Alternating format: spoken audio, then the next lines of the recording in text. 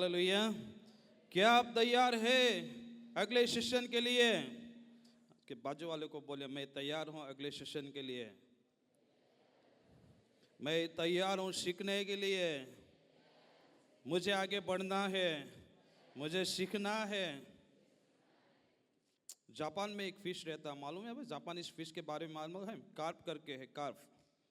अगर उनको ये फिश को छोटे बर्तन में डालेंगे तो उनका पूरे लाइफ में उसका ग्रोथ जो होता है सिर्फ 3 इंच का होता है। छोटे बर्तन में डालेंगे, अगर पानी की टंकी में डालेंगे ये फिश को तो उनका ग्रोथ हो जाता है 8 इंच का हो जाता है पूरे लाइफ में। अगर यही फिश को अगर हम बड़े तालाब में डालेंगे तो वो फिश 3 फीट की हो जाती है। कितनी? सोचने का तरीका है, हमारा एटीट्यूड क्या है, हम कैसे सोचते, कितना सीखना चाहते, कितना आगे बढ़ाना चाहते, कितने अपने आप को स्पेस देना चाहते, उसके ऊपर निर्भर रहता है कि हम कितना ग्रो करेंगे, कितना आगे बढ़ेंगे। आमीन। आप किस मतलब कि तालाब वाली फिश की जैसे अगर बढ़ना चाहते हैं तो आपको बड़ा सोचना पड़ेगा। आमीन। बाजू वालों को बोले बड़ा सोचना पड़ेगा अभी, क्योंकि मुझे आगे बढ़ना है, मुझे आगे बढ़ना है। हालेलुया। हमारे बीच में ब्रदर बेंजामिन पटेल है जो कि अगला सेशन लेने वाले हैं। और वो सेशन जो है डिस्ट्रक्शन टू डेस्टिनी, उसका मतलब कि हमारे बीच में जो भी रुकावट या मतलब जहाँ पे हमें अंतिम लक्ष्य की ओर जाने की बात है, आइए अपने हाथों को उठाइए, तालियों के साथ ब्रदर बेंजामिन का स्वागत करें। हालेलुया। जोरती बोलिए हालेलुया। कल एक महाराष्ट्र से एक भाई का फोन आया कि आपको हिंदी में बात करना है क्योंकि महाराष्ट्र से बड़ी तालाब में लोग आ रहे हैं। तो मैंने वो भाई को बोला कि हम लोग गुजराती हैं, इतना हिंदी बोलने में यूज टू नहीं है, पर हम लोग कोशिश करेंगे, ट्राई करेंगे। हालेलुया। एक बार एक आदमी एक ऐसी सभा में हिंदी में बोल रहा था और एक भाई गामित में ट्रांसलेशन कर रहा था उसका। उसने बोला कि अब्राहम के साथ लोत भी साथ साथ में गया। हालेलुया। तो जो गुजराती वाला भाई था उसने थोड़ा समझने में थोड़ा 19-20 कर दिया। उसने क्या ट्रांसलेट किया कि इब्राहिमा रे कुट भी आ रहा गियो। मतलब लोत था, उसको उसने इंटरप्रेट ऐसे किया कि वो जो हम जो रोटी बनाते हैं वो वाला उसको वो लोत ले लिया और उसका ट्रांसलेशन उसने ऐसे किया कि इब्राहिम आ रे कुट भी आ रहा हो। तो आज अगर ऐसा कुछ हो जाए तो आप थोड़ा करेक्ट करके समझना। हालेलुया। हालेलुया। मैं दोनों लैंग्वेज में बात करूंगा, गुजराती और हिंदी। जहाँ जहाँ जरूरत पड़ेगी वहाँ पे मैं हिंदी भी बोलूंगा। આજનો જે વિષય છે, आज का जो टॉपिक है वो है गुचवणथी ध्येय तरफ जવું। इंग्लिश में बोलेंगे कंफ्यूज, इंग्लिश में उसका हेडिंग है कंफ्यूजन टू क्लैरिटी। हालेलुया। थक गए ऐसा लग रहा है। हालेलुया।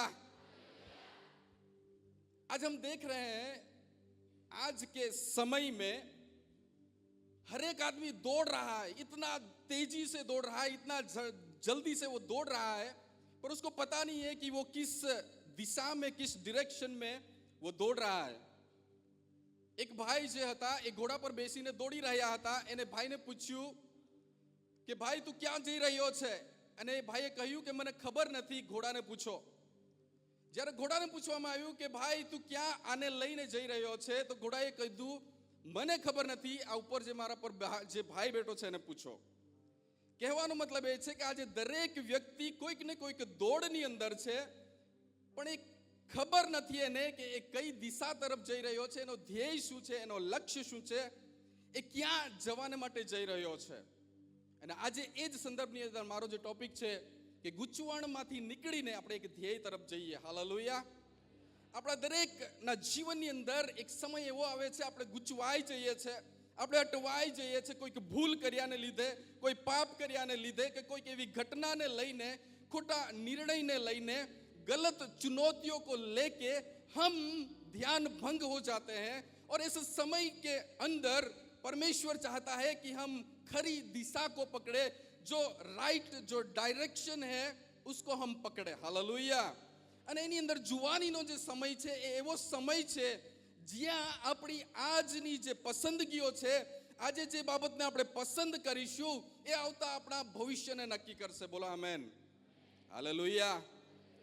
પરમેશ્વરે યોશુઆને કહ્યું, તું ઈશ્વરના વચન તરફ બરાબર ધ્યાન આપ.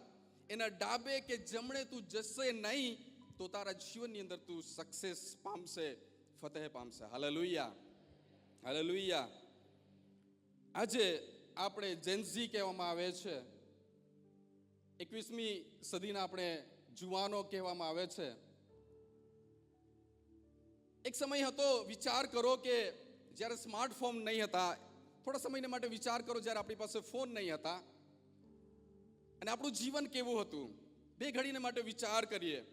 આપણે સરસ મજાના પાર્કની અંદર કે કોઈકના ઘરે બેસીને આપણે સુંદર વાત કરતા હતા. સાચી વાત ને? આપણે જોઈ શકીએ છીએ કે જે બાળકો છે એવો ટાયર કે ગિલ્લી દંડા કે એ બધી રમતોની અંદર એ લોકો રમતની અંદર બિઝી હતા. અને જ્યારે સ્માર્ટફોન જ્યારે આવે છે, આપણે જોઈ શકીએ છીએ કે માણસનું જીવન કઈ રીતે એટલું બધું ગૂંચવણની અંદર છે. ફોનના આવ્યા બાદ માણસ એટલો બધો વ્યસ્ત છે, એટલો બધો બિઝી છે, એને ખબર નથી કે એના લક્ષ્યને ભૂલી ગયો છે. સ્માર્ટફોનની પહેલો જે ફોન હતો એ 1882ની અંદર આવ્યો. 1995ની અંદર પહેલો મોબાઈલ ફોન બનાવવામાં આવ્યો.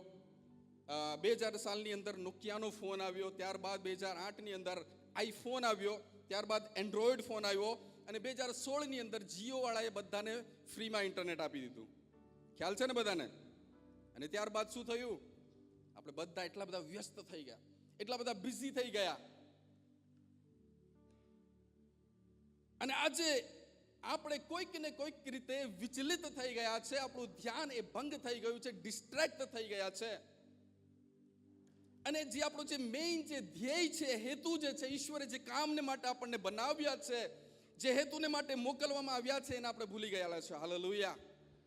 અને જુવાનીના સમયની અંદર એ બહુ જ આપણે ખ્યાલ રાખવો પડશે, ધ્યાન રાખવું પડશે કે આપણે કોઈક ને કોઈક રીતે ધ્યાન ભંગ થઈએ નહીં, વિચલિત થઈએ નહીં. અને એ જ બાબત આજે જ ટોપિક હું તમારા મધ્ય લાવવા માંગુ છું. હાલેલુયા. બાજુવાળાને બોલો, એને હાથ મેળવો, એને કહો, ગૂંચવણમાંથી ક્લેરિટી તરફ આપણે જઈએ, ચોકસાઈ તરફ આપણે જઈએ. હાલેલુયા. હાલેલુયા. ગૂંચવણ શું છે? આજે શૈતાન ચાહે છે કે આપણે દરેક વ્યક્તિ કંઈક ને કંઈક બાબતોની અંદર ફસાયેલા રહીએ, ગોળ ગોળ ફરતા રહીએ. અને શૈતાન ચાહે છે કે એની અંદર જ આપણે ફર્યા કરીએ અને જે સાચો જે ધ્યેય છે એને આપણે ભૂલી જઈએ.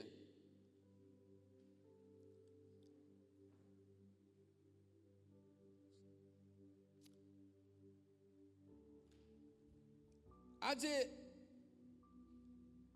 દરેક વ્યક્તિને શૈતાને એટલા બધા બિઝી કરી દીધા છે, એટલા બધા વ્યસ્ત કરી દીધા છે કે એ એના હેતુને એ ભૂલી ગયો છે. જોફ્રી હેમ્પટન નામનો એક કમ્પ્યુટર સાયન્ટિસ્ટ, એણે એઆઈની શોધ કરી. અને જ્યારે એણે એઆઈની શોધ કરી તો એના થકી આખા વિશ્વને એક નવી આશા આપવામાં આવી કે માણસનું કામ એ ઘણું બધું સહેલું થઈ જશે. અને એ એઆઈ આજે એટલું બધું પાવરફુલ, આર્ટિફિશિયલ ઇન્ટેલિજન્સ જેને કહેવામાં આવે છે, એટલું બધું પાવરફુલ બની ગયું છે કે આજે એ જે સાયન્ટિસ્ટ છે જોફ્રી હેમ્પટન, એ આજે એણે એઆઈનું બધું કામ એણે સાઈડ પર મૂકીને એ આજે એઆઈને બંધ કરવાની પાછળ એ ઝુંબેશ એણે ચલાવેલી છે. કારણ કે એને ખબર છે કે એઆઈ એટલું બધું ભયાનક બની ગયું છે, કમ્પ્યુટર સિસ્ટમ આજે એટલું બધું એડવાન્સ થઈ ગયું છે, માણસે એને પોતાની વિચાર કરવાની શક્તિ એને આપી દીધી છે. આજે એ એઆઈ એ પોતે વિચાર કરે છે અને માણસ કરતા એ 10 ગણું વધારે ફાસ્ટ એ વિચારી રહ્યું છે. અને આજે આખા વિશ્વ એના માટે ખતરો બન્યો છે કે આવનાર સમયની અંદર માણસને માટે એઆઈ એક હાનિકારક બની જશે. ટેકનોલોજી એટલી બધી હાનિકારક થઈ જશે. અને આજે આપણે જોઈએ છે કે દરેક આપણે વિશ્વાસની અંદર જ્યારે આપણે આવ્યા છે કે જુવાનીના સમયની અંદર આપણે કોઈક ને કોઈક રીતે આપણે એક ખ્યાલ રાખવો પડશે કે આપણે ચોક્કસ ધ્યેયને પકડીને આપણે ચાલીએ. હાલેલુયા. પૌલ પ્રેરિત કહે છે ચોક્કસ લક્ષ્યને હું ધ્યાનમાં રાખીને મારી દોડને દોડી રહ્યો છું. આપણા જીવનના દરેક સમયની અંદર, પાસાઓની અંદર, આપણા અભ્યાસની અંદર, આપણા બિઝનેસની અંદર, આપણી નોકરીની અંદર આપણે એ બાબત વિશે ચોક્કસ રહેવું પડશે. હાલેલુયા. આપણે શા માટે અહીં મૂકવામાં આવ્યા છે? મારા જીવનની અંદર ઈશ્વરનો હેતુ શું છે? ધ્યેય શું છે? ઘણી વાર આપણને એવું લાગે છે કે હું જે ગૂંચવણની અંદર ફસાઈ ગયેલું છે, મારું વ્યક્તિગત સ્ટ્રગલ છે, એ મારું વ્યક્તિગત પ્રશ્ન છે, પણ એ એક શત્રુ શેતાનની એક ચાલ છે કે એ આપણને એની અંદર ફસાવી રાખવા માંગે છે. ગૂંચવણ એક વ્યક્તિગત સંઘર્ષ નથી, પણ એ શત્રુ શેતાનની એક વ્યૂહરચના છે. હાલેલુયા. અને આજે દરેક જુવાનોને એ બાબતની અંદર એ શેતાન એ ફસાવવા માંગે છે કે આપણે કોઈક એવી બાબતોની અંદર ગૂંચવાયેલા રહીએ કે જેને લઈને ઈશ્વરનો જે હેતુ છે આપણા જીવનને માટે, એને આપણે ભૂલી જઈએ. અને આજે આપણે અહીંથી કંઈક ને કંઈક નિર્ણય કરીને જઈશું કે પરમેશ્વર મારા જીવનને માટે ચોક્કસ હેતુ આપે. હાલેલુયા. હાલેલુયા. એ ગૂંચવણ એ વ્યક્તિગત સંઘર્ષ નથી, એ શેતાનની એ વ્યૂહરચના છે. શેતાન આપણને એવા કામની અંદર બિઝી રાખવા માંગે છે, વ્યસ્ત રાખવા માંગે છે કે જેથી કરી ઈશ્વરના હેતુને આપણે ભૂલી જઈએ. લુકની લખેલી સુવાર્તાના 10મા અધ્યાયની અંદર સુંદર દ્રષ્ટાંત આપવામાં આવેલું છે માર્થા અને મરિયમ વિશે. ત્યાં બે પ્રકારની પસંદગી છે. પ્રભુ ઈસુ ખ્રિસ્ત એમના ઘરે જાય છે અને માર્થા એ વિચલિત થઈ ગઈ. ઇંગ્લિશ બાઇબલની અંદર લખવામાં આવેલું છે એ ડિસ્ટ્રેક્ટ થઈ ગઈ, એ ધ્યાન ભંગ થઈ ગઈ એ કામની અંદર. જો આપણે જોઈએ તો એ પણ ઈશુની સેવા જ કરી રહી હતી. ઈશુને માટે ખોરાક એ જમવાનું બનાવી રહી હતી, ઈશુની સેવા ચાકરીની અંદર લાગેલી હતી. અને મરિયમ ઈશુની વાત સાંભળવા માટે એ ત્યાં ઈશુના પગની પાસે બેસી ગઈ. આજે આપણે પસંદગી કરવી પડશે કે સારું કયું છે ને ઉત્તમ કયું છે. હાલેલુયા. ઘણી વાર આપણે ધાર્મિકતાની અંદર એવા વ્યસ્ત થઈ જઈએ છીએ, આપણને એવું લાગે છે આ ધાર્મિકતા છે, પણ એની અંદર આપણી આત્મિક કોઈ ગ્રોથ નથી હોતી, આત્મિક કોઈ વૃદ્ધિ હોતી નથી. અને આપણને ત્યાં નુકસાન આપણને થતું હોય છે આપણા આત્માને. દરેક વ્યસ્તતા એ વ્યસ્તતાની અંદર ઉત્પાદકતા નથી. ઘણીવાર ધાર્મિકતાના એક ઢાંચાની અંદર આપણે ફિટ થઈ જઈએ છીએ, એક શેડ્યુલની અંદર ફિક્સ થઈ જઈએ છીએ અને આપણને એવું લાગે છે આ ધાર્મિકતા છે અને આનાથી પરમેશ્વર ખુશ થશે. પણ એક બાજુ આપણે એ ભૂલી જઈએ છીએ. જે રીતે માર્થા એ પણ સારું જ કામ કરી રહી હતી, પણ બેસ્ટ શું હતું? જે મરિયમ કરી રહી હતી. હાલેલુયા. અને શેતાના જે દરેક વ્યક્તિઓને, ખાસ કરીને સેવાની અંદર જોડાયેલા લોકોને આજે એવી નાની નાની બાબતોની અંદર વ્યસ્ત કરી દે છે કે જે બેસ્ટ શું છે એને આપણે ભૂલી જઈએ છીએ. આપણી પ્રાથમિકતા આપણે નક્કી કરવી પડશે. હાલેલુયા. હાલેલુયા. દલાઈ લામાના જે સાધુઓ હતા, શરૂઆતની અંદર મેં ઘણી વાર આ ઉદાહરણ આપ્યું છે. એ લોકો જ્યારે એમના ધાર્મિક સ્થળની અંદર જ્યારે પ્રાર્થના કરવામાં આવે ત્યારે જે દલાઈ લામા જે ધર્મગુરુ હોય એને એક બિલાડી આવીને બહુ ડિસ્ટર્બ કરતી હતી. તો એણે શું કર્યું કે જ્યારે પ્રાર્થનાનો સમય હોય, બધા સાધુઓ આવીને ભેગા થાય, ત્યારે એણે શું કર્યું? એ બિલાડીને સાઈડ પર લાવીને એણે બાંધી દીધી કે જેથી કરી પ્રાર્થનાના સમયે કોઈ પણ પ્રકારનું ડિસ્ટર્બન્સ નહીં લાવે. અને પેઢીઓ ચાલતા એ બાબતને જોતા એ દરેક જે દલાઈ લામા જે મુખ્ય જે સાધુ હોય એ જ્યારે પ્રાર્થના કરવા આવે ત્યારે બહારથી કોઈ બિલાડીને લાવે, એના ગળામાં પટ્ટો બાંધે, એને સાઈડ પર બાંધી દઈને ત્યારબાદ એ લોકો પ્રાર્થના કરવાનું શરૂ કરતા હતા. એ લોકોને ત્યારબાદ આજે પણ એ રીત ચાલતી આવેલી છે. આજે એની પાછળ કોઈ હેતુ નથી. આજે ઘણા લોકો આજે એ રીતે એક ઢાંચાની અંદર ફિક્સ થઈ ગયેલા છે. હાલેલુયા. જે આપણે આપણા ધ્યેયથી આપણને વિચલિત કરે છે. અહીં આપણે જોઈ શકીએ છીએ કે માર્થા એ તો સારું કામ કરી રહી હતી, પણ એનાથી બેસ્ટ કામ એ મરિયમ કરી રહી હતી. આજે આપણા આત્માને માટે કઈ બાબતો જરૂરી છે, આપણા વ્યક્તિગત જીવનને માટે કઈ બાબતો ઉપયોગી છે, યુઝફુલ છે, એ બાબતોને આપણે પ્રાથમિકતા આપવી પડશે. હાલેલુયા. હાલેલુયા. એ ઘણીવાર એ ગૂંચવણ આપણા આત્મિક જીવનની અંદર એ રીતે ખલેલ એ પાડતું હોય છે. એ બાબત વિશે આપણે ધ્યાન રાખવું પડશે. આગળ જઈએ. જે રીતે કહ્યું કે દરેક વ્યસ્તતા એ કામની નથી હોતી, એની અંદર પ્રોડક્ટિવ, એની અંદર કોઈ આપણા માટે એ સારી બાબતો નથી હોતી. ઘણીવાર આપણે કામ વગરના વ્યસ્ત હોઈએ છીએ. એવા સમયે આપણી પ્રાથમિકતાને નક્કી કરવી પડશે. હાલેલુયા. આપણી આગળ ઘણી બધી પસંદગીઓ છે.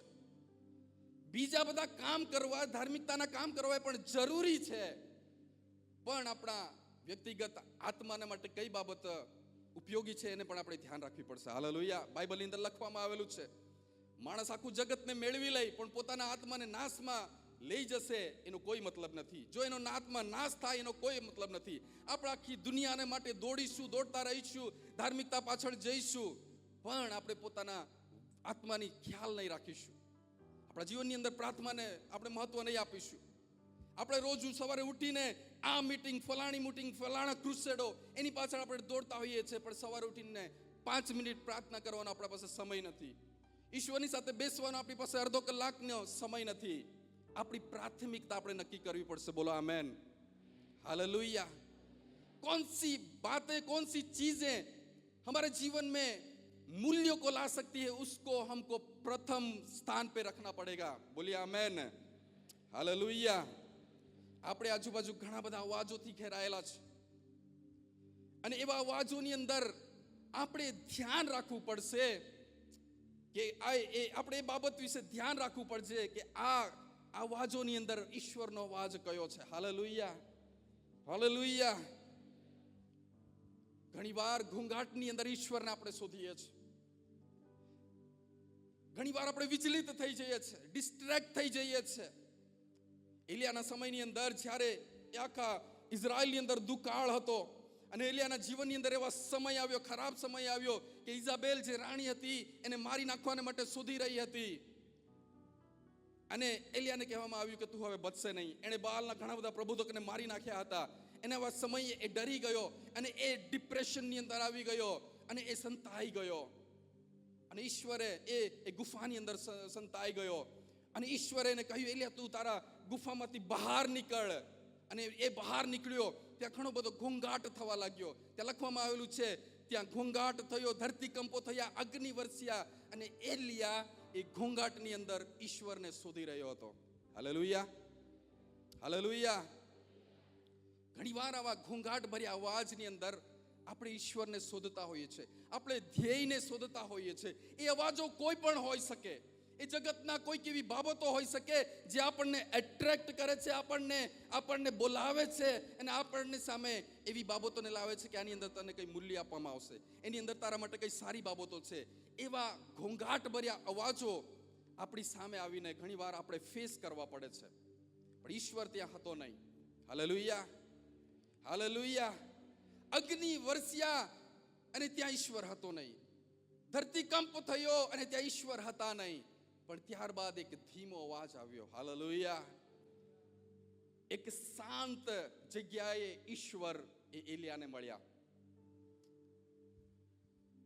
કંઈક સમજી રહ્યા છો? આજે એક ક્વાઇટ ટાઈમ આપણે ઈશ્વરને આપવો પડશે. ગીત કરતા એના ગીતની અંદર લખે છે, તમે છાના રહો અને સાંભળો, સમજો કે હું યહોવા છું. તમે શાંત થઈ જાઓ, થોડા સમયને માટે સ્ટોપ થઈ જાઓ. આ જગતની જે દોડ છે, જગતનું જે ડિસ્ટ્રેક્શન છે, જગતની જે મોહમાયા છે, એનાથી થોડા સમયને માટે તમે પોઝ લઈ લો, તમે ટાઈમ આઉટ લઈ લો. હાલેલુયા. બાજુવાળાને કહો, ભાઈ ટાઈમ આઉટ લઈ લે. શું લેવાની જરૂર છે? મોટેથી લઈ લો, બોલો, શું લેવાની જરૂર છે? Time out. આપણે જ્યાં કઈ દોડીએ છીએ, જે કઈ રેસની અંદર છે, એમાંથી ઘણી વાર સમય આવો ટાઈમ આઉટ લઈને આપણે એકાંતની અંદર જઈને ઈશ્વરને શોધવાની જરૂર છે. ત્યાં આપણને ધ્યેય મળશે. બોલો આમેન. હાલેલુયા. પ્રભુ ઈસુ ખ્રિસ્તના મિનિસ્ટ્રીની અંદર ઘણી વાર એ શિષ્યોથી અલગ થઈને રાત્રે એકાંતની અંદર પ્રાર્થના કરવાના માટે જતા હતા. હાલેલુયા. હાલેલુયા. ત્યારબાદ જગતની ચિંતાઓ અને જગતની જે બાબતો છે એ આપણને ઘણીવાર ધ્યાન ભંગ કરી નાખે છે, આપણને ડિસ્ટ્રેક્ટ કરી નાખે છે. जगत का बोझ, तनाव और चिंता, हम फंस जाते हैं. આપણે એની અંદર ફસાઈ જઈએ છીએ. ડિપ્રેશન આજે એટલું બધું વધારે છે સ્માર્ટફોનને લઈને કે જેની કોઈ હદ નથી. એક સ્ટડી મુજબ માણસનું જે કોન્સન્ટ્રેશન પાવર જેને કહેવામાં આવે છે, એટલે કે કોઈક વ્યક્તિ 10 વર્ષ પહેલા 30 થી 45 મિનિટ સુધી કોઈ પણ એક બાબત કે એક વસ્તુ પર ધ્યાન આપી શકતો હતો. 30 મિનિટ સુધી કન્ટિન્યુ એ સંદેશો સાંભળી શકતો હતો. 30 મિનિટ સુધી કન્ટિન્યુ બાઇબલ વાંચી શકતો હતો. 30 મિનિટ સુધી કન્ટિન્યુ એ એક કામની અંદર વ્યસ્ત થતો હતો, મગ્ન રહેતો હતો. પણ આજે એનું પ્રમાણ ઘટીને ફક્ત 4 મિનિટ થઈ ગયું છે. કેટલી મિનિટ? 4 મિનિટ. તમે બાઇબલ વાંચો છો, 4 મિનિટ બાદ ફોન પકડો છો. તમે પ્રાર્થના કરો છો, ફક્ત 5 મિનિટની પ્રાર્થના પૂરી થઈ જાય છે. આજે આટલું બધું ડિસ્ટ્રેક્શન, એટલી બધી ગૂંચવણ છે, એટલું બધું ધ્યાન ભંગ થઈ ગયું છે. હાલેલુયા. એના માટે હાઈપર ફોકસની જરૂર છે, ફોકસની જરૂર છે. ચિંતા, આ શત્રુ શેતાન, તણાવ અને ચિંતા શત્રુ શેતાનની એક વ્યૂહરચના છે કે કોઈક ને કોઈક બાબતને લઈને એ આપણને એ બાબતોની અંદર ફસાયેલા રાખવા માંગે છે. એની અંદર દબાયેલા રહીએ, ચિંતાની અંદર, તણાવની અંદર, દોષ ભાવનાની અંદર, આપણી કોઈક ભૂલને લઈને, એક પાપને લઈને, કોઈ ખોટી પસંદગીઓને લઈને એને શેતાન ચાહે છે આપણે ત્યાં પડી રહીએ. અને આપણે મુખ્ય જે હેતુ છે, ધ્યેય છે, ઈશ્વરના જે કામ છે, જે મિશન છે, જે સુવાર્તા પ્રચાર છે, એને આપણે સાઈડ પર રાખી દઈએ. હાલેલુયા. આ એક ડિસ્ટ્રેક્શન છે, આ એક ધ્યાન ભંગતા છે. એના વિશે જોવાનું આપણે સાવધાન રહીએ. હાલેલુયા.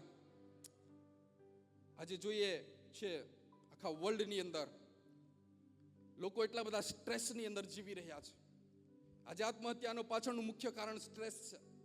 આજે high blood pressure, BP, sugar અને જેટલા પણ જે ક્રિટિકલ જે ઇલનેસ જે કહેવામાં આવે છે, એના પાછળ કોઈક ને કોઈક તણાવ અને સ્ટ્રેસ, એન્ઝાયટી એનો હાથ હોય છે.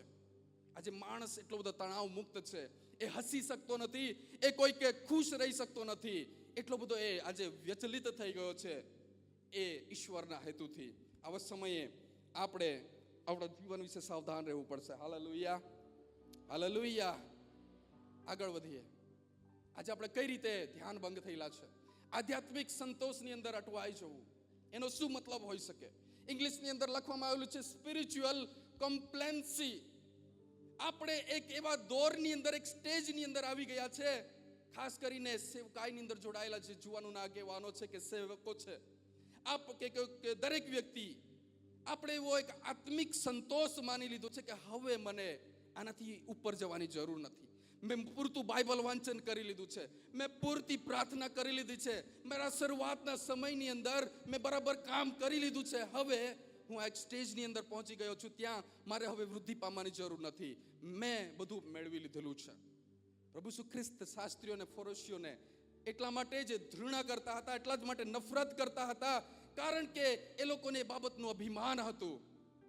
હાલેલુયા. આજે એના વિશે સાવધાન રહેવાનું છે. પ્રકટીકરણના પુસ્તકની અંદર 3 અધ્યાયની અંદર એક લાઉદિકિયાની મંડળી છે, એને ત્યાં લખવામાં આવેલું છે, ચેતવણી આપવામાં આવેલી છે, તારે સાવધાન રહેવાની જરૂર છે. આત્મિક સંતોષની અંદર તું આવી ગયો છે, આત્મિક સેટિસ્ફેક્શનની અંદર આવી ગયો છે. હવે તું એવું માને છે કે મારે હવે વધારે વૃદ્ધિની જરૂર નથી, પ્રાર્થનાની જરૂર નથી, હું તો બીજા ધાર્મિક કામની અંદર વ્યસ્ત છું, હું તો કોઈ પાપ કરતો નથી, મેં કોઈ ખોટા કામ કર્યા નથી, હું આત્મિક રીતે બરાબર છું. એ આધ્યાત્મિક સંતોષ વિશે આપણે સાવધાન રહેવાનું છે. હાલેલુયા. અને આજે આ જે બાબત છે, શત્રુ શેતાન ઘણા ખરા વિશ્વાસી લોકોના જીવનની અંદર આ રીતે કામ કરે છે. એમને એક જુઠ્ઠાણું આપવામાં આવેલું છે, તું બરાબર છે, તારે તારા જીવનને તપાસવાની જરૂર નથી. અને આપણે એક પેલા ફિક્સ એક જગ્યાની અંદર, એક બોક્સની અંદર ફિટ થઈ ગયેલા છે. આપણને એવું લાગે છે હવે મારે આમાંથી બહાર નીકળવાની જરૂર નથી. આધ્યાત્મિક સંતોષ એ એક પ્રકારનું શેતાનનું એક ડિસ્ટ્રેક્શન છે. હાલેલુયા. હાલેલુયા. ઇઝરાયેલી લોકો જ્યારે અરણ્ય એ મિસ્રમાંથી, ઇજિપ્તમાંથી એ અરણ્યની અંદર આવ્યા, ઘણા બધા લોકોએ અરણ્યને પોતાની જીવનશૈલી અપનાવી લીધી, પણ ઈશ્વરની ઈચ્છા કનાન દેશ હતો. હાલેલુયા. અરણ્યની અંદર એમને પૂરતું ખાવાનું મળતું હતું, એમની પાસે કપડાં જે હતા ફાટતા નહીં હતા, એમને અજવાળું મળતું હતું, એમને ડિરેક્શન મળતું હતું, પણ એ લોકો ગૂંચવણની અંદર હતા. અને આ ગૂંચવણને ઘણા બધા વિશ્વાસી, ઘણા બધા ઇઝરાયેલી લોકોએ પોતાની જીવન શૈલી અપનાવી લીધી. ત્યાં સંતોષ તો હતો પણ વૃદ્ધિ નહીં હતી. હાલેલુયા. એની અંદર કોઈ પ્રોગ્રેસ હતો નહીં, એની અંદર કોઈ આનંદ હતો નહીં, એની અંદર કોઈ ઉત્સાહ હતો નહીં, એની અંદર કોઈ ભરપૂરીપણાનું જીવન હતું નહીં. જે મહાન જે ડેસ્ટિની જે હતી, જે અંતિમ જે મુકામ હતો, એ તો કનાન દેશ છે. આજે ઘણા લોકોએ એવો આત્મિક સંતોષને અપનાવી દીધો છે. મારી પાસે ઘર છે, મારી પાસે 2 જોડી કપડાં છે, મારા માટે પૂરતું છે. ઈશ્વરની યોજના મારા જીવન માટે આટલી જ છે. એક જુવાનીના સમયની અંદર આપણે એવો વિચાર કરીએ છીએ, હું ભણેલો નથી, મારી પાસે કોઈ સારું એજ્યુકેશન નથી, કોઈ સારું તાલંત નથી, ઈશ્વર મારો કઈ રીતે ઉપયોગ કરશે? આ એક સેટિસ્ફેક્શનનું જે જીવન છે, એ ઈશ્વરની યોજના નથી. હાલેલુયા. ઈશ્વર ચાહે છે રોજ રોજ આપણા જીવનની અંદર નવી બાબતો, નવા મૂલ્યોને એ ઉમેરવા માંગે છે. બોલો આમેન. હાલેલુયા. એ ચાહે છે સતત આપણી જર્ની, આપણી મુસાફરી એ કનાન દેશ તરફ હોય, નહીં કે અરણ્યની અંદર ગૂંચવાઈ રહીએ. જે લોકોએ વચનના દેશને ધ્યાનમાં રાખ્યું નહીં, જેમના મનની અંદર કનાનનો દેશ એમનું અંતિમ મુકામ નહીં હતું, એ દરેક જણ અરણ્યની અંદર એ લોકો મરી ગયા. એટલા માટે જ એમને 40 વર્ષ લાગ્યા. ઘણી વાર આપણે આ ચક્રની અંદર ગૂંચવાયા કરીએ છીએ. એક માની લેવું કે મારા માટે 1 લાખ રૂપિયાનો પગારવાળી નોકરી એ પોસિબલ નથી, મારા માટે 1 કરોડ રૂપિયા કમાવા પોસિબલ નથી, મારા માટે ફલાણી ડિગ્રી હાસિલ કરવી પોસિબલ નથી, બિઝનેસની અંદર આટલું ટર્નઓવર કરવું મારા માટે પોસિબલ નથી. આ એક અરણ્યની માનસિકતા છે.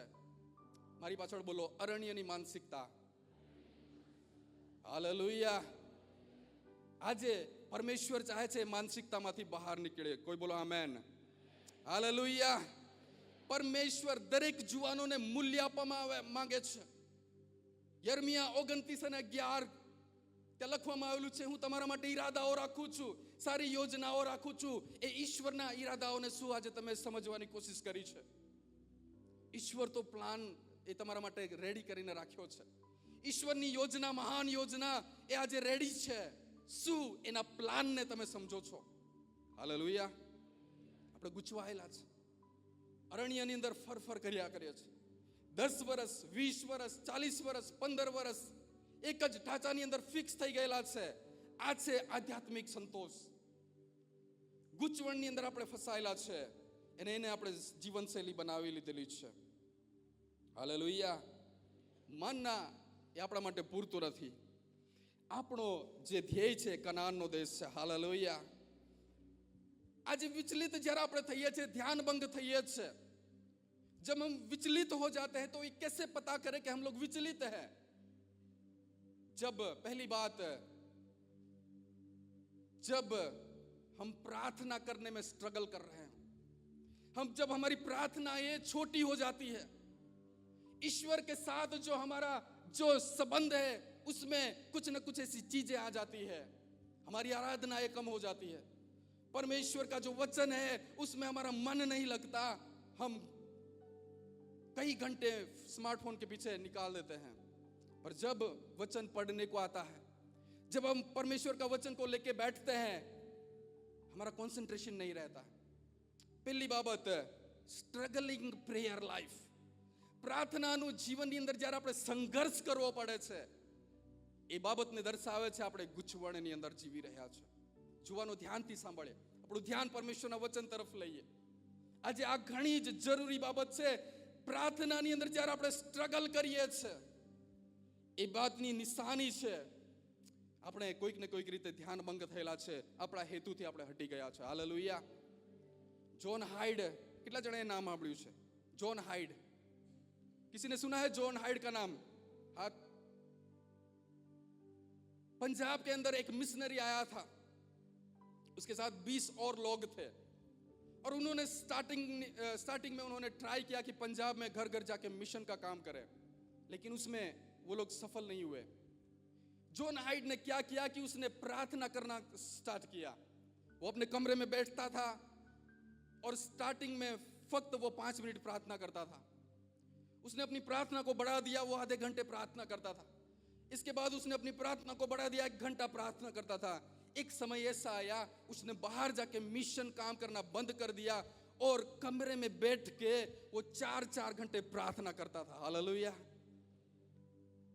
और एक समय ऐसा आया कि जब वो प्रार्थना करता था उसके कमरे में परमेश्वर की उपस्थिति इतनी ज्यादा आ जाती थी कि एक आदमी ये एक जगह से दूसरी जगह क्रॉस नहीं कर सकता था। इतनी ज्यादा परमेश्वर की उपस्थिति वहां हम देख सकते थे। और वो जॉन हाइड की प्रार्थना की वजह से पंजाब में आज इतनी सारी जो आध्यात्मिक जागृति को, बेदारी को हम देख सकते हैं, वो उस आदमी की प्रार्थना के बावजूद हुआ। हालेलुया। જ્યારે આપણે આપણી પ્રાર્થનાના જીવનની અંદર સ્ટ્રગલ કરીએ છીએ, શરૂઆતના દિવસને આપણે યાદ કરીએ, અહીં ઘણા બધા ટ્રસ્ટીઓ છે જે આગળના સમયની અંદર એમને અનુભવ છે, એ લોકો કઈ રીતે પ્રાર્થનાઓ કરતા હતા. તમે તમારા બાળકને જઈને પૂછજો, શરૂઆતના સમયની અંદર લોકો કઈ રીતે રડી રડીને પ્રાર્થના કરતા હતા. અને આજે સવારે ઉઠીને 5 મિનિટ પ્રાર્થના કરવાની અંદર આપણે સ્ટ્રગલ કરીએ છીએ, સંઘર્ષ કરીએ છીએ. અને આ બાબત દરેકને લાગુ પડે છે. આપણે પરમેશ્વરનું વચન લઈને બેસીએ છીએ, આપણું મન નથી લાગતું. આ નિશાની છે આપણે ધ્યાન ભંગ થયેલા છે. હાલેલુયા. પરમેશ્વર ચાહે છે એમાંથી આપણે બહાર નીકળી આવીએ. બીજી બાબત, પરમેશ્વરના વચન માંથી આપણે ઇન્ટરેસ્ટ આપણે ગુમાવી બેસીએ છીએ. લૂઝિંગ, ઈશ્વરના વચનની અંદર રુચિ લાગવી નહીં.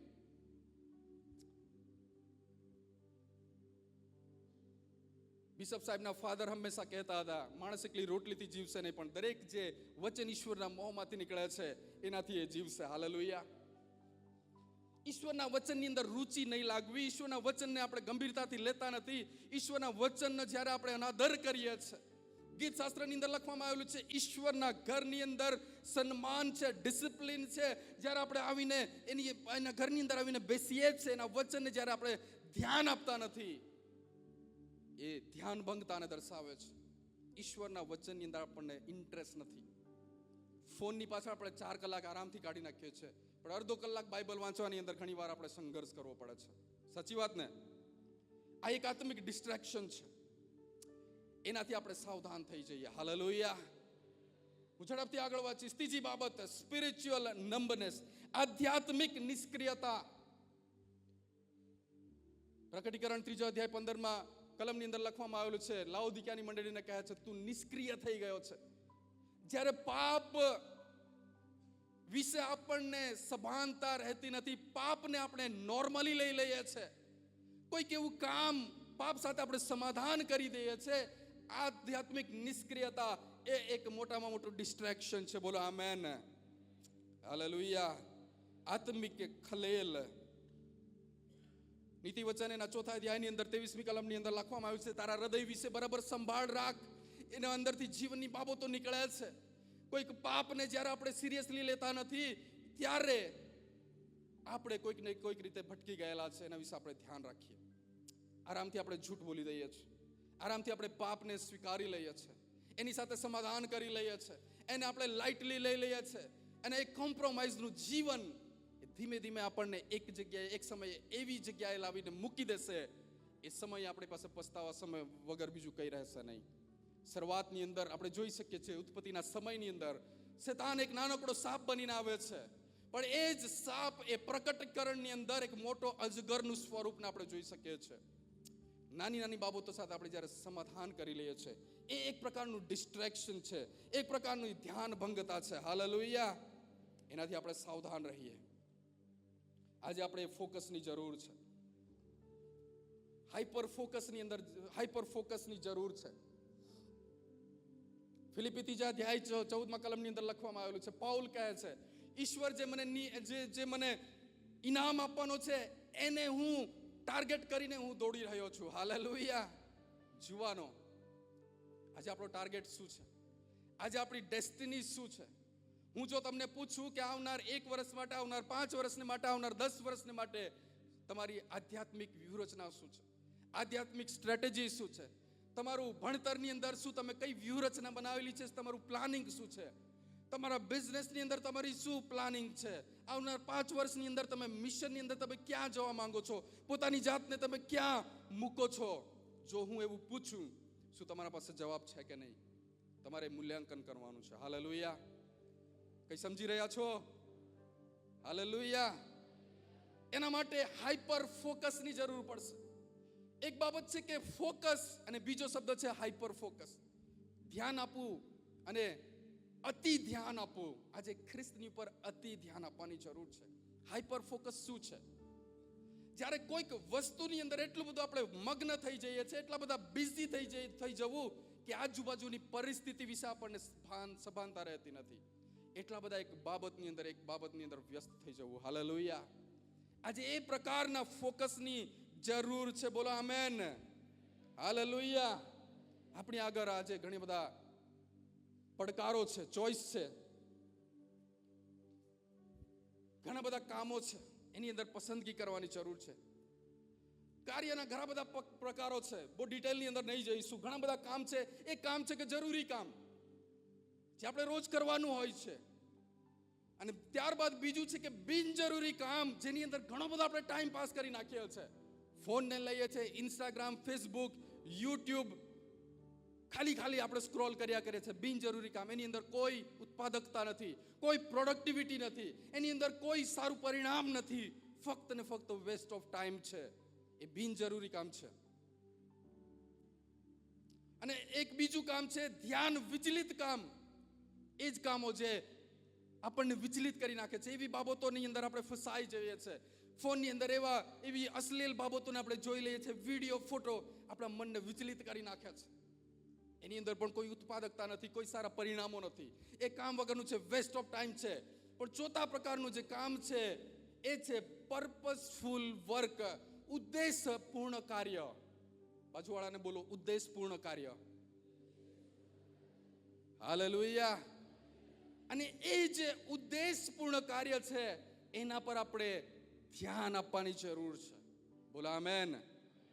આજે આપણે રોજબરોજ આ પસંદગી કરવાની છે. મારે કઈ બાબત પર ફોકસ કરવું છે, કઈ બાબત પર ધ્યાન આપવું છે. ઉદ્દેશપૂર્ણ જે કામ છે એની અંદર તમને એક સારા પરિણામો જોવા મળશે, એની અંદર વેલ્યુ મળશે, એની અંદર તમને ઘણા બધા મૂલ્યો મળશે. અને આજે જ્યારે આપણે પસંદગી કરીએ છીએ, ઈશ્વર એ જ ચાહે છે. હાલેલુયા. બાઇબલની અંદર ઘણા બધા ઉદાહરણો આપવામાં આવેલા છે. નેહેમ્યા એ જ્યારે એ યરુશલેમથી બહાર હતો, અને જ્યારે એને ખબર પડી કે યરુશલેમની દિવાલને તોડી નાખવામાં આવેલી છે, પહેલી બાબત તો એ બરાબર રડ્યો. રાજા પાસે એને પરમિશન માંગી, રાજા પાસે એને લેટર માંગ્યો, અને એને કહ્યું કે મને યરુશલેમ જવા દે. અને ત્યાં જઈને એને વ્યૂહરચના બનાવી, પ્લાનિંગ કર્યો, અને યરુશલેમની આટલી મોટી દિવાલનું જે રિપેર કામ છે ફક્ત 52 દિવસની અંદર એને પૂરું કરી નાખ્યું. આ છે હાઈપર ફોકસ. હાલેલુયા.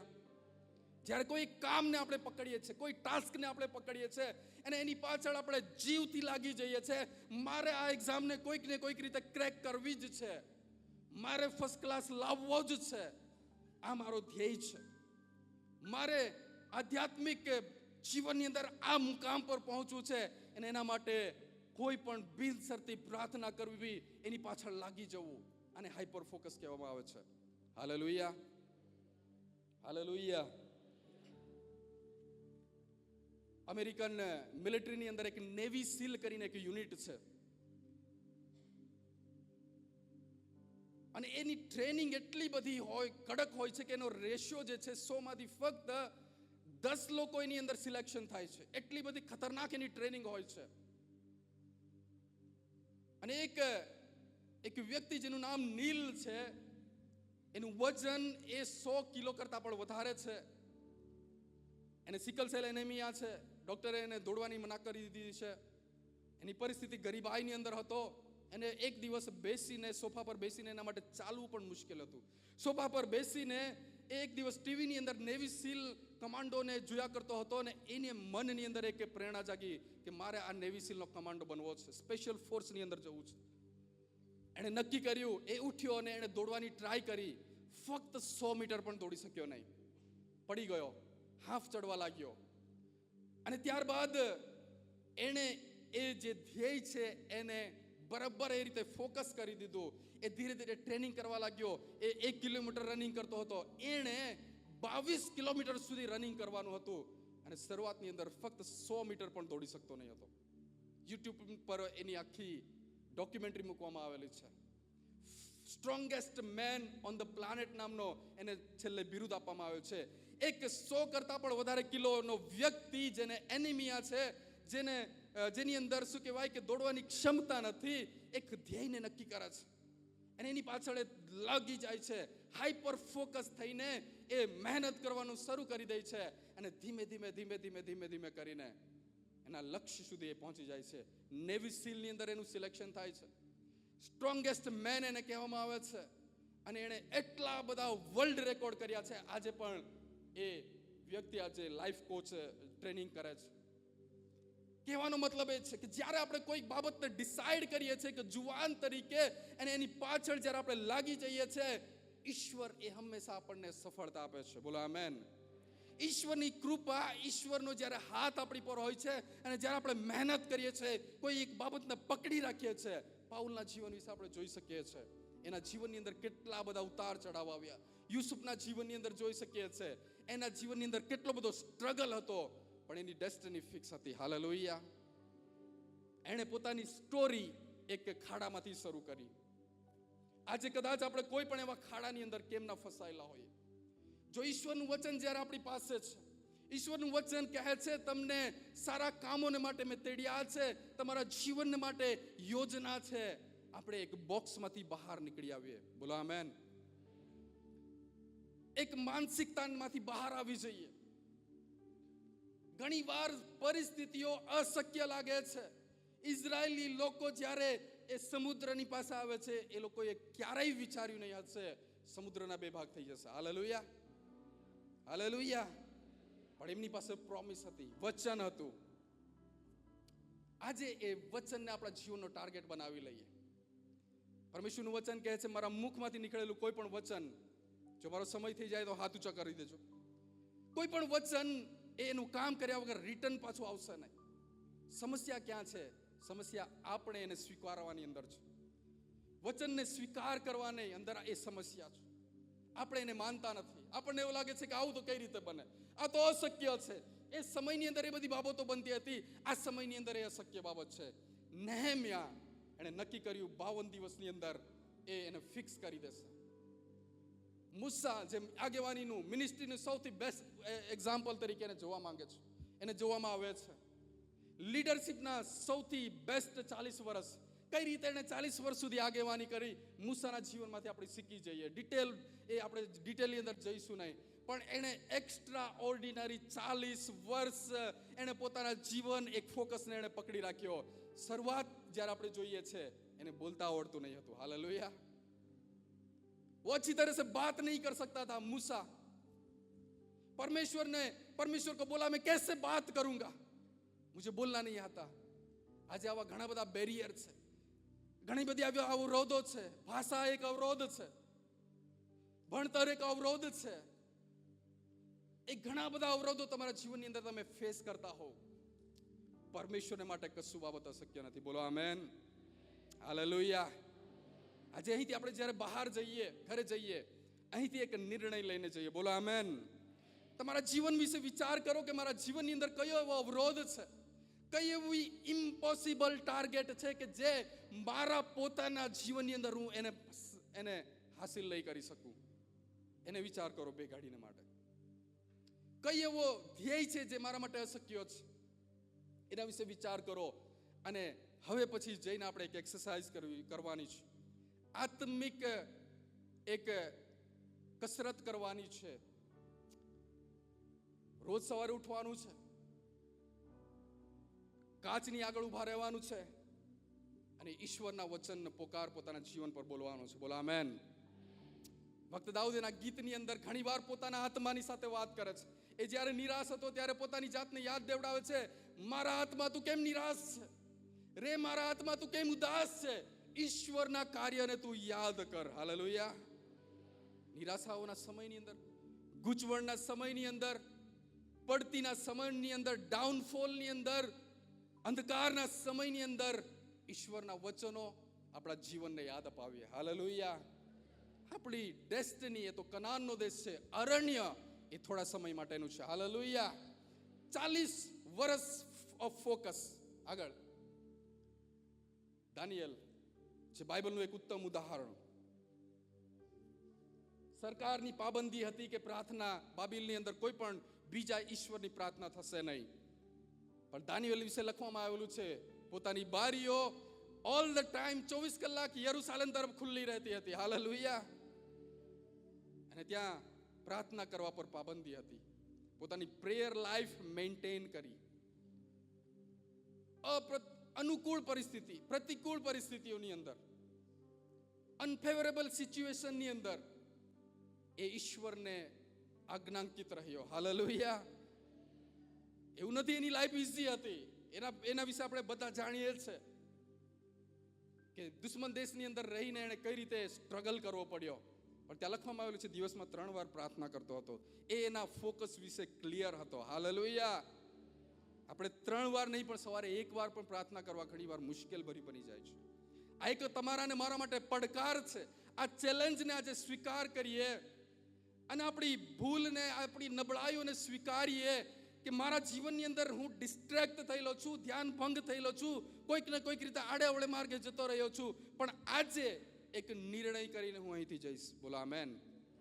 શું એ નિર્ણય કરવા માટે તૈયાર છો? જો આપણા જીવનની અંદર એવી ખોટી આદતો છે, આજે નિર્ણય સાથે જઈએ. દાનિયેલ એ પ્રાર્થના ની અંદર એની પ્રેયર લાઈફ એને મેન્ટેન રાખી. હાલેલુયા. કઈ રીતે આપણે ફોકસ જાળવી રાખીએ, કઈ રીતે આપણે ધ્યાનને જાળવી રાખીએ છીએ જ્યારે આપણે ઈશ્વર પર, આપણી નજર ઈશ્વર તરફ આપણે હંમેશા હોઈએ છીએ.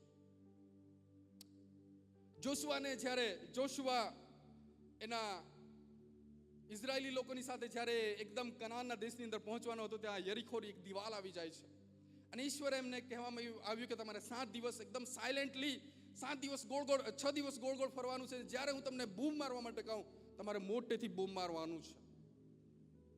અને ત્યાં કહેવામાં આવેલું છે કે જે તમે જ્યારે ગોળ ગોળ ફરો એ યરીખોની દિવાલે, ત્યારે જે યાજકો જે કરાર કોષને ઉચકીને જશે તેનાથી તમારે અમુક દૂરી પર ઊભા રહીને જ તમારે જવાનું છે. ત્યાં ફિક્સ કરી દેવામાં આવ્યું છે. બસ 2000 સ્ટેપ્સ જેટલા દૂર તમારે ઊભા રહેવાનું છે કે જેથી કરી તમારી દ્રષ્ટિ, તમારો ફોકસ એ કરાર કોષની ઉપર હોય. દૂરથી પણ તમે એને જોઈ શકો, નજીકથી પણ જોઈ શકો. એ યાજકો જ્યારે, લેવીઓ જ્યારે એ કરાર કોષને ઉચકીને ચાલે, તમારી દ્રષ્ટિ એ કરાર કોષની ઉપર હોય. Fix your focus on Christ. Hallelujah. જ્યારે આપણે આપણી દ્રષ્ટિને ઈશ્વર પર ફિક્સ કરી દઈએ છીએ ત્યારે આપણે વિચલતાથી બહાર નીકળી આવીએ છીએ. जब हमारा ध्यान हम परमेश्वर पे फिक्स कर देते हैं, लॉक कर देते हैं, जैसे कि पौलुस बोलता है कि जो मुझे ध्येय, जो मुझे डेस्टिनी दिया गया है उसको मैं मद्देनजर रखते हुए मैं मेहनत कर रहा हूं, मैं दौड़ रहा हूं. કઈ રીતે આપણે ફોકસની અંદર બની રહીએ? જ્યારે આપણે દ્રષ્ટિને ઈશ્વરની ઉપર હંમેશને માટે ફિક્સ કરી દઈએ ત્યારે આપણે બીજા બધા કામથી આપણે ધ્યાન ભંગ થશું નહીં. હાલેલુયા. ઈશ્વર પર દ્રષ્ટિ રાખવાથી આગળ કઈ રીતે આપણે બહુ ઝડપથી જોઈશું કઈ રીતે આપણે ફોકસને જાળવી રાખીએ છીએ. બીજું છે સ્પિરિચ્યુઅલ ડિસિપ્લિન, આત્મિક ડિસિપ્લિન. હાલેલુયા. પોતાના પડોશીને હાથ મેળવો, એમને કહો સ્પિરિચ્યુઅલ ડિસિપ્લિન. હાલેલુયા. ઘણી બધી બાબતો છે એની અંદર. બાઇબલનો અભ્યાસ કરવો, પ્રાર્થના, વર્શિપ, સોલિટ્યુડ, ઈશ્વરની સાથે એકાંત સમય, ઈશ્વરનો આનંદ કરવો, સર્વિસ, સેવા કરવી, ફેલોશિપ, ઇવેન્જેલિઝમ, ઘણી બધી બાબતો આધ્યાત્મિક ડિસિપ્લિનની અંદર આવે છે. જ્યારે આપણા જીવનની અંદર આધ્યાત્મિક ડિસિપ્લિન હોય છે, મારે રોજ સવારે આટલા વાગે ઉઠવાનું છે, પ્રથમ સમય ઈશ્વરને આપવાનો છે, નહીં કે મોબાઈલ ફોનને. મારા જીવનની અંદર ઈશ્વરને માટે આટલો સમય આપીશ.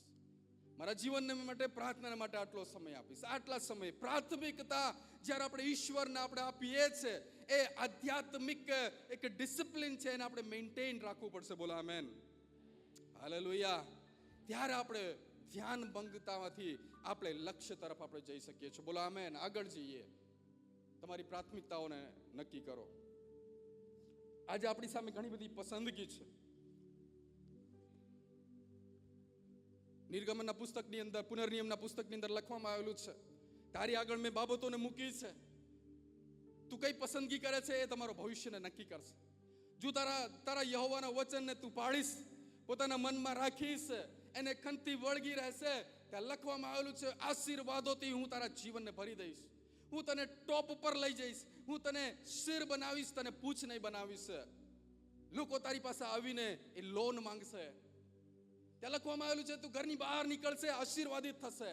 તું જ્યાં હાથ મૂકશે એ બાબત, એ જગ્યા, એ વસ્તુ આશીર્વાદિત થશે. તું જ્યાં પગ મૂકશે આશીર્વાદિત થશે, અને તારું જીવન આનંદથી ભરાઈ જશે. જો તું તારી પસંદગી, તારી પ્રાથમિકતા ઈશ્વરની ઉપર નક્કી કરશે તો.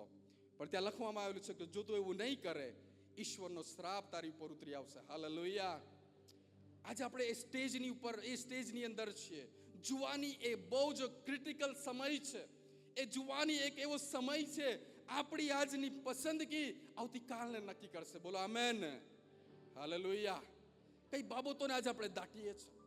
નાની નાની બાબતો વિશે આપણે સાવચેત રહેતા નથી. એક બીજને જ્યારે એ નીચે ભોયની અંદર દાટી દેવામાં આવે છે, એનું પરિણામ તરત દેખાતું નથી. એક સમય આવશે, એ ભૂમિમાંથી બહાર નીકળી આવશે, ફૂટશે, અને આખું વૃક્ષને આપણે જોઈ શકીએ છીએ. એ બીજ કાં તો એ તમારું સારી બાબતો છે, કાં તો એ ખરાબ બાબત છે. એ ચોક્કસ ને ચોક્કસ 100% ઉગવાનું છે. હાલેલુયા. જો તમે તમારા જીવનની અંદર પાપને પ્રાથમિકતા આપશો, ખોટી કુટેવને પ્રાથમિકતા આપશો, અદેખાઈને પ્રાથમિકતા આપશો, એ બાબત એક સમયે મોટું વૃક્ષનું સ્વરૂપ લેશે. આજે આપણે કઈ પ્રાથમિકતાઓને આપણે ધ્યાન આપીએ છીએ? હાલેલુયા. આપણે ભેગા મળીએ છીએ ગ્રુપની અંદર, આપણી વાતો કેવી છે, આપણી ચર્ચાઓ કેવી છે? એક વિશ્વાસુ વ્યક્તિ તરીકે પણ હંમેશા આપણે ભેગા થઈને એકબીજાની ભૂલો કાઢતા હોઈએ છીએ, એકબીજાની અદેખાઈ કરીએ છીએ, વચનની વાતો આપણે કરતા નથી. એ આપણી પ્રાથમિકતાઓને બતાવે છે. આજે આપણી પ્રાયોરિટીઝને આપણે સેટ કરીએ. હાલેલુયા. ડિટેલ વિષય છે, પણ એને બહુ જ ટૂંકની અંદર હું સમાપ્ત કરવા માંગુ છું. આજે આપણી આજુબાજુ ઘણા બધા નોઇઝ છે, અવાજો છે. કઈ બાબતોને આપણે પ્રાથમિકતા આપીએ છીએ ને એ નક્કી કરશે આપણા ભવિષ્યને. હાલેલુયા. અભ્યાસની અંદર છે, કારકિર્દીની અંદર છે, આધ્યાત્મિકતાની અંદર છે. આપણે આપણી પ્રાથમિકતાઓને નક્કી કરીએ. બોલો આમેન. પરમેશ્વરનું વચન આજે પણ એટલું જ પાવરફુલ છે. એની અંદર આજે પણ એટલો જ સામર્થ્ય છે. એનું કામ કરવા માટે તૈયાર છે. પણ શું આપણું જીવન તૈયાર છે કે નહીં? આપણે દરેક જણ આપણી જગ્યા પર ઊભા થઈ જઈએ, અને આજે આપણે એક નિર્ણયની સાથે આપણે અહીંથી જઈએ. ઘણી વાર આપણે ખોટા અવાજોની અંદર ઈશ્વરને તલાશ કરીએ છીએ. જે રીતે એલિયા એ અગ્નિની અંદર ઈશ્વરને શોધી રહ્યો હતો, પણ પરમેશ્વરનું વચન કહે છે તમે થોભી જાઓ થોડા સમય માટે. સ્ટોપ. થોડી વાર તમે વિરામ લો અને ઈશ્વરની પાસે એકાંત સમયની અંદર આવો. પ્રભુ ઈસુ ખ્રિસ્તના જીવનકાળ દરમિયાન ઘણી વાર એકલતાની અંદર જતા હતા અને પ્રાર્થના કરતા હતા, ઈશ્વરની ઈચ્છાને શોધતા હતા. આજે આ રોજબોરના નોઇઝની અંદર, આ ચક્રની અંદરથી આપણે થોડી વાર સ્ટોપ લઈને ઈશ્વરના પાસે જઈએ, એકાંતતાની અંદર જઈએ. દાનિયેલ એ પોતાની ઓરડીની અંદર એ બેસીને 3 વાર પ્રાર્થના કરતો હતો. આજે શું આપણે વિચલિત થઈ ગયા? आज परमेश्वर के पास अपने आइए, परमेश्वर को कहे पिता परमेश्वर मेरा जीवन की तू तलाश कर. और दरेक जण अपना आंखों ने बंद करिए, अपना हाथों ने परमेश्वर भणी ऊंचा करिए. परमेश्वर જે મહાન પરમેશ્વર છે એ આપણા જીવનને બદલી નાખશે. પરમેશ્વરના મહાન દાસ સ્મિથ વિગલસ્વર્લ્ડ કહે છે, હું 30 મિનિટથી વધારે પ્રાર્થના કરતો નથી, પણ 30 મિનિટથી વધારે પ્રાર્થના વગર રહી શકતો પણ નથી. આપણા જીવનનો વધારે સમય ક્યાં પસાર કરીએ છીએ? આજે આપણી પ્રાથમિકતાઓને નક્કી કરીએ. આજે આપણે ક્યાં પણ કેમ ના હોઈએ, આપણી ભૂલોને લઈને કદાચ આપણે વિચલિત થઈ ગયા છે, કોઈ ખોટા નિર્ણયોને લઈને કદાચ આપણે ધ્યાન ભંગ થઈ ગયા હોય, ઈશ્વર રોજ આપણને એક નવી તક આપે છે, રોજ એક નવો ચાન્સ આપે છે. ક્વાયર એ આગળ આવી જશે અને એક ટૂંકી આરાધનાની અંદર આપણે જોડાઈશું અને ઈશ્વરને પોતાના જીવનને સમર્પિત કરીશું. પરમેશ્વર ચાહે છે આજે આપણે એક સમર્પણની સાથે અહીંથી જઈએ. આપણે ખ્રિસ્તની અંદર હાઈપર ફોકસ કેળવીએ. જે રીતે જોશુઆને કહેવામાં આવ્યું છે, તમારી દ્રષ્ટિ એ કરાર કોષ તરફ હોય, એ ઈશ્વરની હાજરી તરફ હોય, જેથી કરી તમે આજુબાજુ જોશો નહીં. આજે આપણા જીવનની અંદર કઈ એવી બાબતો છે, થોડા સમયને માટે વિચાર કરીએ. શું આજે આપણે કોઈ ટ્રેકમાંથી ડીરેલ થઈ ગયા છે? આત્મિક રીતે કદાચ આપણે એક આધ્યાત્મિક સંતોષની અંદર છીએ, જ્યાં કોઈ વૃદ્ધિ નથી, જ્યાં કોઈ ગ્રોથ નથી. પરમેશ્વર આજે આપણને એક નવું પ્રકટીકરણ આપશે. પરમેશ્વરનું વચન કહે છે, ઈશ્વરની આગળ જ્યારે આપણે નમ્ર થઈએ છીએ, ડાઉન થઈએ છીએ, ઈશ્વરની આગળ આપણને પોતાની જાતને શૂન્ય કરી દઈએ છે, એ આપણને ત્યાંથી ઉઠાવી લે છે.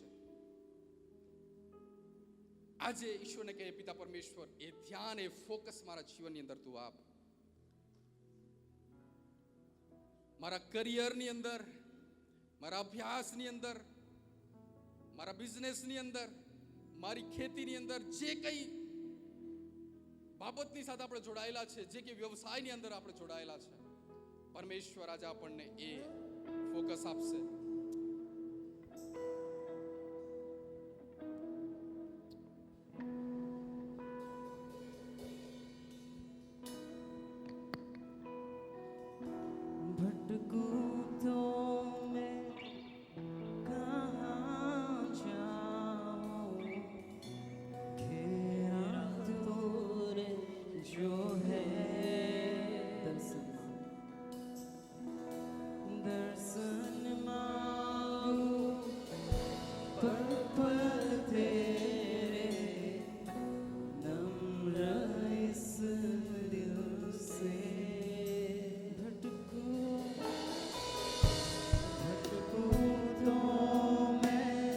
ઊંચા કરીને દરેક જણ એકાત્મિક કસરત આપણા હાથોને પરમેશ્વર બની ઊંચા કરી અને આરાધનાની અંદર જોડાઈએ.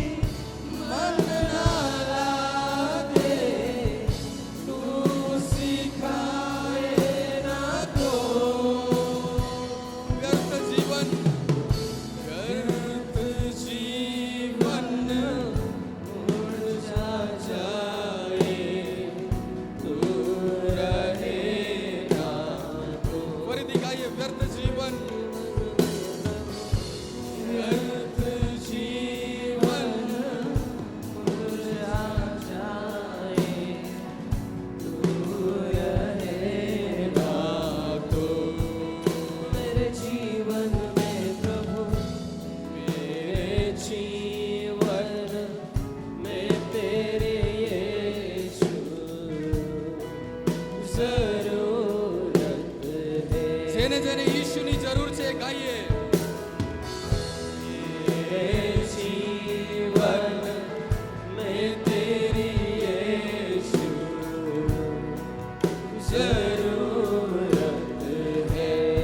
જો તમારા અભ્યાસની અંદર, જો તમારા સંઘર્ષની અંદર, જો તમારા કરિયરની અંદર ઈશ્વરની જરૂર છે કહીએ તો આપણે કહીએ, પિતા પરમેશ્વર, આજે મને તારી જરૂર છે.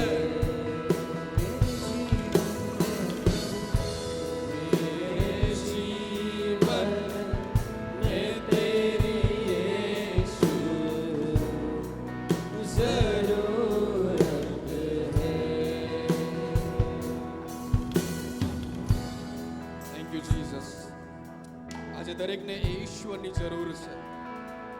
આવો આપણે એક સમર્પણની પ્રાર્થનાની અંદર જોડાઈએ. જે વચનનો પડકાર આજે આપણને મળ્યો છે એને આપણે પ્રતિસાદ રૂપે એક પ્રાર્થનાની અંદર જોડાઈએ. અને હું વિનંતી કરીશ આર.કે. ગામિત સાહેબ એઓ આગળ આવશે અને આપણને પ્રાર્થનાની અંદર આપણને દોરી જશે.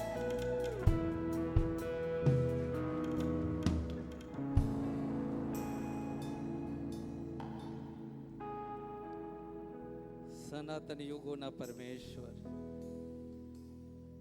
તમારી સાનિધ્યમાં અમે ઉભા છે. ખાસ કરી પ્રભુ હું આભારી છું આ યુવા ધનને માટે. પવિત્ર પરમેશ્વર પિતા, તમારી નજર જુવાનોના હૃદય તરફ છે અને ફેડરેશનના આગેવાનો તરીકે અમારું હૃદય ને અમારી નજર પણ અમારા આત્મિક દીકરા ને દીકરીઓ તરફ. આ દિવસોમાં પવિત્ર આત્મા તમે પોતે આ પેઢીને તૈયાર કરી રહેલા છો. એમને તમે આકાર આપી રહેલા છો. એમને તમે તૈયાર કરી રહેલા છો. એના માટે આભારી છું પિતા, અને તમારા નામને ધન્યવાદ કરું છું. આજે મહત્વનો ભાગ એ છે કે દરેક જુવાન પોતાના જીવન સંબંધી વિચારતો થાય અને તમારા કે પ્રભુ ઈસુ ખ્રિસ્તના બલિદાન વિશે તે મનન કરતો થાય. અને એમ કરીને પવિત્ર આત્મા દરેકને તમે સમર્પણનું કે હૃદય આપો, સમજણનું કે હૃદય આપો. અને આ દિવસોમાં આ પેઢી તૈયાર થાય, સમર્પિત થતી જાય, સેવાને કાર્ય સેવાને માટે તે ઊભી થાય એવી હું પ્રાર્થના કરું છું. કારણ કે પવિત્ર પરમેશ્વર પિતા, એ તમારી મરજી તમારા જુવાનોને માટે છે, આ પેઢીને માટે છે.